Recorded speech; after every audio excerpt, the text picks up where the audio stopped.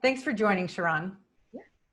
The topic that we're going to talk about today is something that I know a lot of people are struggling with, and that is how do you engage a virtual audience? How do you get them to respond? Because I know a lot of people, we ask any comments, any questions, and then you get crickets, and that is the worst. That is the absolute worst because in those moments you're feeling like, did you all hear my question? Did I lose bandwidth for a couple of seconds? How do we proceed? Yeah. Yeah. So, do you have any suggestions on how to avoid that awful feeling? Okay, well, one thing that I really enjoy doing, and it's been working for us pretty recently, is asking what we're calling the warm call or giving a warm call. So, for example, I can choose somebody specific that's attending the workshop or my meeting, and I can say, so Michael, in the next few moments, I want to get your thoughts on the expansion of the company over the past couple of months. And then we'll continue speaking about some more content.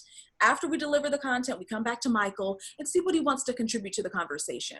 That way, he knows that this is going to be his great opportunity to share his thoughts and experiences. I like that. So cold call would just be saying, Michael, what are your thoughts on this? But you say, Michael, in a moment, talk for a little bit, and then call on him. Absolutely. That's nice. I have forgotten about that. I used to do that for a period and it worked so well, and I forgot. So thank you for the reminder. I'm going to start doing that again. Yeah. One other idea that's kind of similar that I really like is called a call plus context. Have you heard of that, Sharon? Maybe. I want to hear more. Okay, so call plus context. So you call on the person, Sharon, but then rather than what do you think, if I just ask you, what do you think, you might be caught off guard. Maybe you weren't paying attention. Now you feel embarrassed. So instead of doing that, I say, Sharon, in terms of getting the group to engage, anything you want to add? And you Mm, can say no, or you can add something, but at least I gave you the window. So I'm calling on you, giving you the context. And then rather than saying, what do you think? It's, do you want to add anything?